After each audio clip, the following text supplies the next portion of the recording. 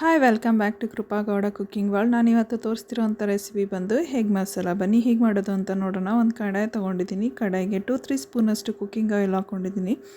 Cooking oil heat ಆದಮೇಲೆ ನಾನು 1 ಸ್ಪೂನಷ್ಟು ಜೀರಿಗೆ ತೊಗೊಂಡಿದ್ದೀನಿ. ಜೀರಿಗೆ ಎಲ್ಲ ಚಿಟಪಟ ಅಂತ ಅನ್ನಬೇಕು. ಚಿಟಪಟ ಅಂತ ಅಂದಾದಮೇಲೆ ನಾನು ಇಲ್ಲಿ 2 ಅಥವಾ 3 ಚಿಲ್ಲಿನ ಗ್ರೀನ್ ಚಿಲ್ಲಿ ತೊಗೊಂಡಿದ್ದೀನಿ. ಗ್ರೀನ್ ಚಿಲ್ಲಿ ಎಲ್ಲ ಖಾರ ಬಿಡೋವರೆಗೂ ನೀಟಾಗಿ ಫ್ರೈ ಮಾಡಬೇಕು. ಫ್ರೈ ಮಾಡಾದಮೇಲೆ ಇಲ್ಲಿ 2 ಆನಿಯನ್ ನಾನು ಫೈನ್ ಚಾಪ್ ಮಾಡ್ಕೊಂಡಿದ್ದೀನಿ. ಆ ಫೈನ್ ಚಾಪ್ ಮಾಡ್ಕೊಂಡಿರೋ ಆನಿಯನ್ನ ಗೋಲ್ಡನ್ ಬ್ರೌನ್ ಬರೋವರೆಗೂ ನೀಟಾಗಿ ಫ್ರೈ ಮಾಡಬೇಕು. ಫ್ರೈ ಮಾಡಾದಮೇಲೆ ಒಂದು ಟೊಮೆಟೊನ ಫೈನ್ ಚಾಪ್ ಮಾಡ್ಕೊಂಡಿದ್ದೀನಿ. ಅದು ಕೂಡ ನೀಟಾಗಿ ಸಾಫ್ಟ್ ಆಗೋವರೆಗೂ ಫ್ರೈ ಮಾಡ್ಕೋಬೇಕು.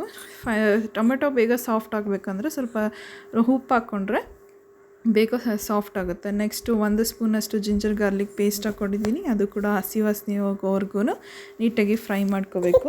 ಅದರ ನೆಕ್ಸ್ಟು 1/4 ಸ್ಪೂನಷ್ಟು ಪೆಪ್ಪರ್ ಪೌಡರ್, 1/4 ಸ್ಪೂನಷ್ಟು ಅಚ್ಕಾರದ ಪುಡಿ, 1/4 ಸ್ಪೂನಷ್ಟು ಧನಿಯಾ ಪೌಡರ್, 1/4 ಸ್ಪೂನಷ್ಟು ಗರಂ ಮಸಾಲ ಮತ್ತು 1/4 ಸ್ಪೂನಷ್ಟು ಅರಿಶಿನ ಹಾಕ್ಕೊಂಡು ಇದಿಷ್ಟನ್ನು ನೀಟಾಗಿ ಹಸಿ ವಾಸನೆ ಹೋಗೋವರೆಗೂ ಫ್ರೈ ಮಾಡ್ಕೋಬೇಕು. ಹಸಿ ವಾಸನೆ ಹೋಗೋವರೆಗೂ ಫ್ರೈ ಮಾಡ್ಕೊಂಡಾದ್ಮೇಲೆ ಸ್ವಲ್ಪ ನೀರು ಹಾಕ್ಕೊಂಡು ಅದು ಎಣ್ಣೆ ಬಿಡೋವರೆಗೂ ನೀಟಾಗಿ ಕುಕ್ ಮಾಡ್ಕೋಬೇಕು. ಮತ್ತು ಬೇಳೆ ಸಾಂಬಾರು ಪೌಡರನ್ನು ಹಾಕಿ ಅದನ್ನು ಕೂಡ ಸ್ವಲ್ಪ ಹಸಿ ವಾಸನೆ ಹೋಗೋವರೆಗೂ ನೀಟಾಗಿ ಬೇಯಿಸ್ಕೊಂಡ್ರೆ ಸಾಕಾಗುತ್ತೆ.